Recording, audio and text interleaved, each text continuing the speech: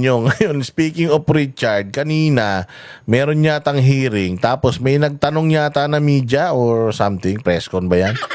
May nagtanong na media tungkol dyan sa problema na yan. Pucha, nagalit daw. O, tingnan natin, ano ba tong balita na to? Binanatan ni late Representative Richard Gomez ang media nang hingin ang kanyang panig kaugnay sa nasira umanong flood control project sa... Ako po. Binanatan mo ang media dahil humingi sa'yo ng sagot patungkol sa nasirang flood control project. Ba't mo naawain yung media? I mean, wala talagang kwenta yung mga yan. Mga bugok talaga mga yan. Pero, nagtanong lang eh. Ikaw naman. Masama na magtanong. Kayo talaga, ba't ganyan kayong mga kongresista?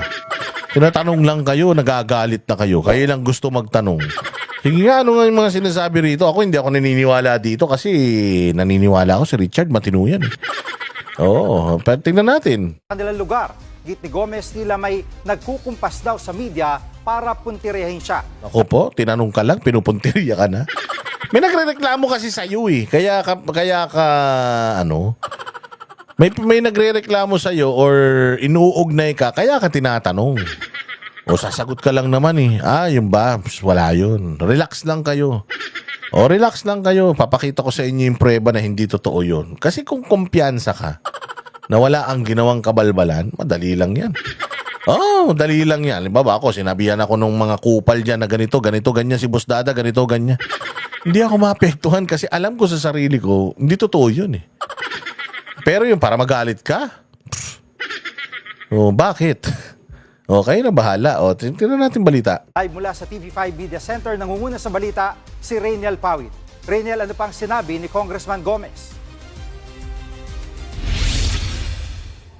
Jiggy, binanatan nga ni late Representative Richard Gomez itong ilang miyembro ng media na humingi sa kanya ng pahayag o panayam dito nga matapos nga nito nga nasirang flood control project sa kanyang distrito.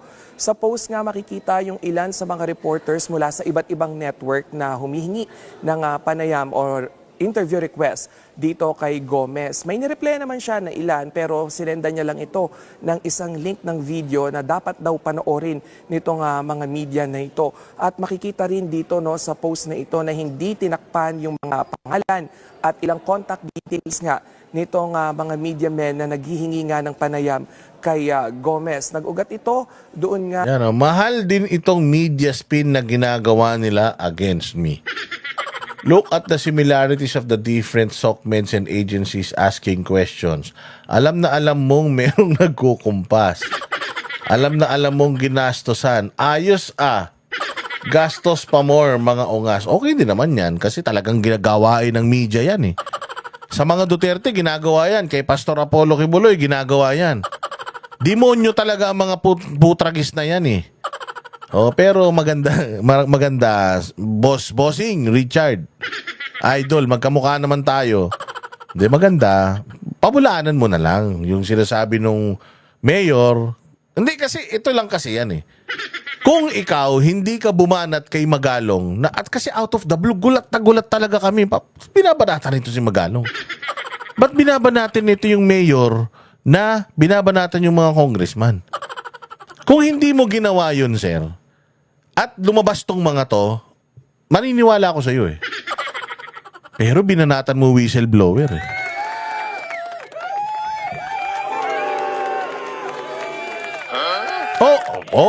Binanatan yung whistleblower, di ba? Binanatan niya si meron daw isang mayor, galing-galingan, good government daw, bla bla bla, problemahin mo yung syudad mo, ganito ganyan. Maanghang yung mga binitawan niyang salita kay Magalong. Si Magalong yun. O kahit nagkabati sila, o kunyari lang naman yan. Si Magalong yun. Binanatan niya si Magalong. Gulat na gulat talaga ako. Bakit? Tapos lumabas ito. So ngayon, mas iisipin ko na, kaya pala. Kaya pala, bumabanat to kay Magalong kasi meron ding tinatago. Ganun naisipin ko. Pero kung nanahimik ka, di mo binanatan si Magalong, pinabayaan mo lang si Magalong mag-expose na mag-expose, as may lumabas na ganito. Tapos, yung mga media, pare-parehas.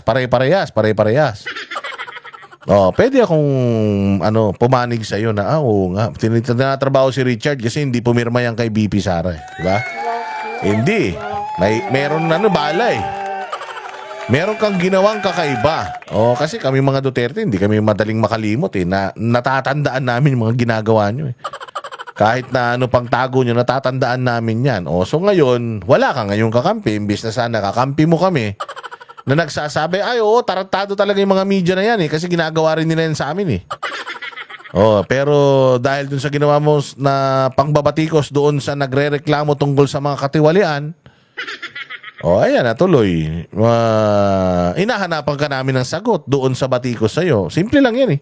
Kung wala ka talagang kinalaman dyan, Richard, labas ka lang ng ebidensya. Si Pulong, ang bilis naglabas eh.